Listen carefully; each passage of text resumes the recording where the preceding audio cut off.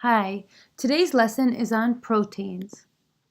We've been discussing macromolecules for a while now, and we know that there are four major ones: carbohydrates, lipids, proteins, and nucleic acids.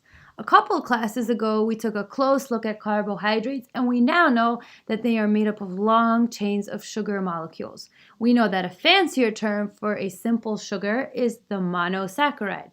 Monosaccharides are really important because they are the main energy source for cells. We also know that monosaccharides can come together to form disaccharides and polysaccharides.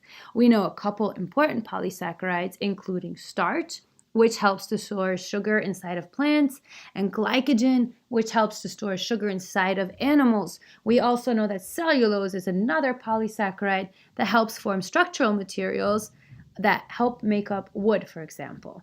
Next, we learned about lipids, and we learned that lipids include fats, oils, waxes, phospholipids, and we know that the main monomer for lipids is the fatty acid. Lipids function in storing energy, insulating animals, forming membranes, and they even form hormones and steroids like cholesterol. Today's lesson is on proteins, and we're going to take a really close look at them.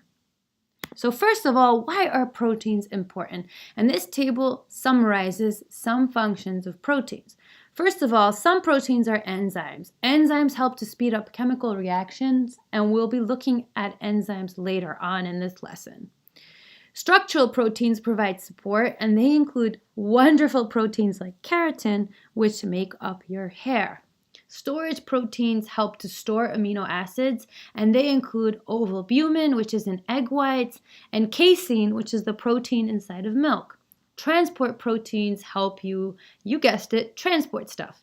Hemoglobin is one transport protein, and it helps to transport oxygen throughout your body. Hormonal proteins have many functions, and they include insulin, which helps you regulate your blood sugar. Receptor proteins pick up information and carry it to places, for example, your brain. Contractile proteins help in movement, and defensive proteins protect against disease. Here is a picture representation of protein functions. Up here you have an antibody, and this bad boy helps you fight bacteria and viruses so that you can stay healthy. Here are some red blood cells, and they contain hemoglobin. Hemoglobin is a transport protein, of course, that transports oxygen. Down here is ferritin, which functions in storage. Ferritin actually helps to store iron inside of your body. Some proteins are enzymes. This is Rubisco. This is not inside of your body. Instead, it's inside of plants and helps with photosynthesis. This one is a receptor protein that's actually found inside of your eyes, and it helps you see in low light conditions. Here is a structural protein that helps spiders make their webs. And this one shows you a nice big muscle, and muscles contain actin and myosin can contract, allowing your muscles to pull on your skeleton, which allows you to move. Finally, we have insulin, and our bodies make insulin, but in people who don't make enough insulin, they can get injections, and that is an important hormone for regulating blood sugar. So how do we get proteins if they're so important? And the answer to that is we get them from our diet. Proteins are commonly found inside of meat, fish, beans, lentils, chickpeas, nuts, grains, and broccoli. If you're an omnivore, chances are you get more than enough protein. If you're a vegan, however, you have to be careful and make sure that you're getting every essential amino acid so that your body can make all the proteins that you need. So what is an amino acid? I'm glad you asked. Protein chemistry. So it turns out that proteins are polymers, and they are made up of long chains of amino acids. Amino acids are the monomers of proteins. So if you take a look at this long chain, it even looks like a necklace, and each bead is an amino acid. And the three first letters of each amino acid are listed right inside of the bead. And we're going to take a closer look at these amino acids in the next few slides. Now, proteins aren't this simple. They aren't this cute little simple chain. They after being in a chain, they twist and they turn and they form loops and coils until they become something very, very complicated, and they form a three-dimensional structure just like this model on the bottom. So, amino acids. There are 20 essential amino acids that we use to build all the different proteins inside of our bodies. All 20 of them are here. Trust me, I've counted. And each of these amino acids has its own unique properties. The ones in yellow are hydrophobic or nonpolar. They are afraid of water. They don't mix with water. The ones on the bottom, they love water. They are hydrophilic. They are polar. So this table shows you some common, actually all of the common amino acids, the 20 that are found in our bodies that make up all our proteins. And you're going to start to notice that each of these amino acids have some things that they have in common. So let's take a closer look. An amino acid has a carbon at the center, and the carbon is bonded to 4 different things. Each amino acid has an amino group, which is this one in the light blue. It has a hydrogen, and it has a carboxyl group. Carboxyl groups should be familiar because they made up the heads of fatty acids from the last lesson. And then the 4th thing that the carbon combines with or bonds to is this thing right here. It is a side chain called an R group. An R group is like a variable group. It is different for each amino acid.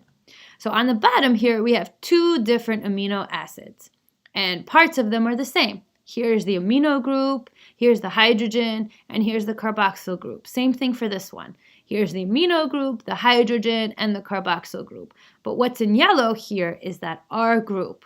Here it is on the other one. And that is what makes the amino acids unique. This one is leucine and this one is serine.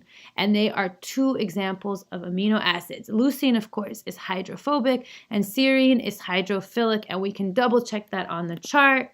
Let's look for leucine. Leucine's right here. And yes, it is hydrophobic. And then serine is right here and it is hydrophilic. Okay, so how do these amino acids combine with each other to form a protein? The amino acids come together through dehydration synthesis, and we already are familiar with dehydration synthesis. We know that in carbohydrates, monosaccharides come together and they hook up with each other through dehydration synthesis.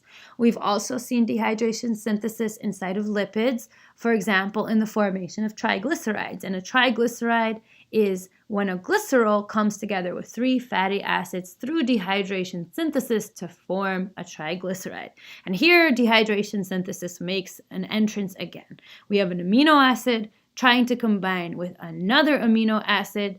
A water is released, and the 2 come together and form a bond, and they make this really, really small protein. Proteins are sometimes called polypeptides because the bonds between them are called peptide bonds. Now, protein structure is very, very complicated, and we can understand it by looking at each step of complexity in proteins. First of all is the primary structure, and that basically is a sequence of amino acids. It's all the amino acids hooking up with each other to form a chain. This is the primary structure of a protein. But proteins are not finished. After they make this chain, they start to do stuff.